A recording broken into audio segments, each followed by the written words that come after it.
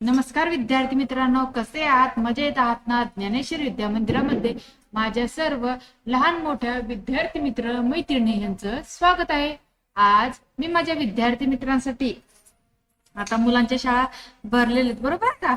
शाळा सुरू होणार आहेत आता. तर या शाळेविषयीच माझा शाळेचा पहिला दिवस हा माझा अनुभव मी तुम्हाला सांगणार आहे.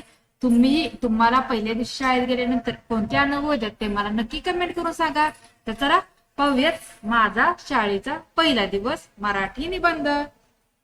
पण मुलांनो, निबंध सुरू करण्या अगोदर तुम्ही ज्ञानेश्वर विद्या मंदिराला सबस्क्राईब केलंय का? सबस्क्राईब केलं नसेल तर लगेच सबस्क्राईब करून घ्या, कारण सबस्क्राईब केल्यानंतर तुम्हाला आपल्या चॅनलवरती अपलोड होणारे नवनवीन व्हिडिओ तुम्हाला पाहायला मिळतील.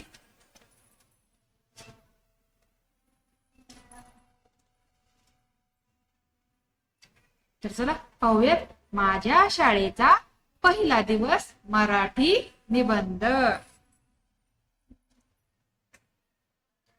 आज माझा शाळेचा पहिला दिवस होता. आई आणि बाबा दोघांनाही खूप आनंद झाला होता.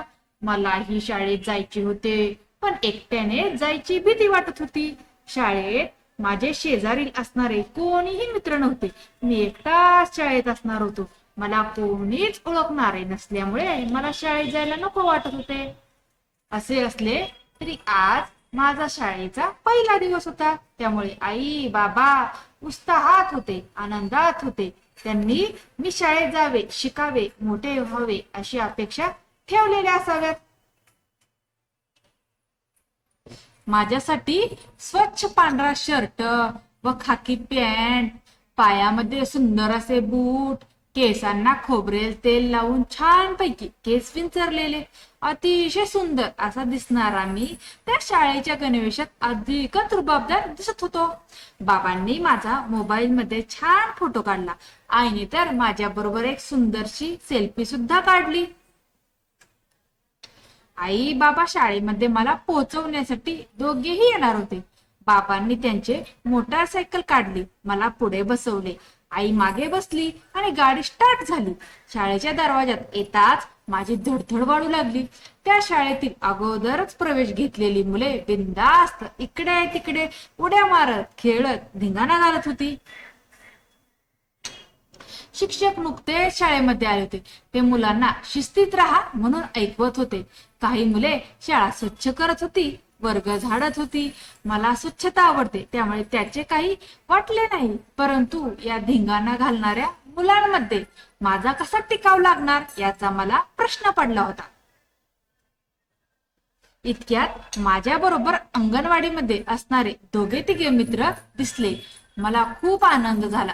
ते त्यांच्या आई बाबांबरोबर शाळेत प्रवेश घ्यायला आले होते. त्यांनीही माझ्यासारखाच छानसा गणवेश घातला होता. स्कूल बॅग तयार होती, त्याचबरोबर टिफिन बॅगही होती. ती मुले मात्र खुशीत दिसत होती. त्यांना पाहून मलाही आनंद झाला. आता मला सोबतीला माझे अंगणवाडीतले मित्र असतील असे वाटल्याने माझा जीव भांड्यात पडला. मी त्या मित्रांकडे पाहिले, त्यांनी माझ्याकडे पाहिले.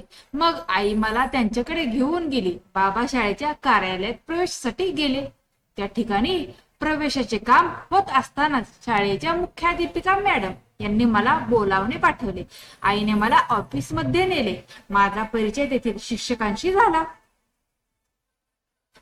पहिलीची भेदरलेली मुले इकडे तिकडे पाहत होती. कोणी ओळखीचे आहे का पाहत होते. काहींच्या डोळ्यातून पाणी येत होते, काहींचे चेहरे हिरमुसलेले दिसत होते.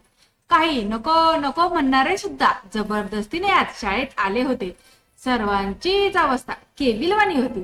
असे असले तरी शाळेचा पहिला दिवस माझ्या आठवणीत राहिला.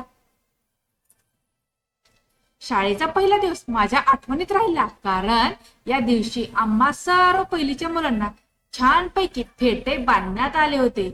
आमच्या हातात फुगे देण्यात आले होते. एका चांगल्या ट्रॅक्टर मधून आमची मिरवणूक काढली होती. शाळेतील सर्व मुले चांगल्या चांगल्या घोषणा देत होती. गावातील लोक कौतुकाने आमच्याकडे पाहत होते. शाळेतील सर्व शिक्षक या आमच्या मिरवणुकीचे चांगले नियोजन करण्यात दंग होते. मिरवणूक काढल्यामुळे आम्हाला छान वाटत होते. माझ्या सहज जवळजवळ सर्वच मुलांचे आई बाबा या कार्यक्रमाला आवर्जून उपस्थित होते.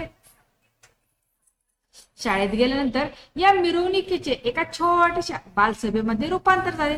सर्व मुलांचे स्पीकरवर स्वागत करण्यात आले. बरेचसे पालकही या कार्यक्रमाला आलेले होते. व्यासपीठावर अनेक मान्यवर मंडळी बसली होती. टेबलावर वह्या, पुस्तके, पाट्या, गुलाबाची फुले, खाऊ अशा अनेक गोष्टी होत्या. प्रत्येक मुलाला पुढे बोलावून त्याचा परिचय घेऊन त्या सर्व मुलांना या टेबलावरील वस्तू दिल्या जात होत्या.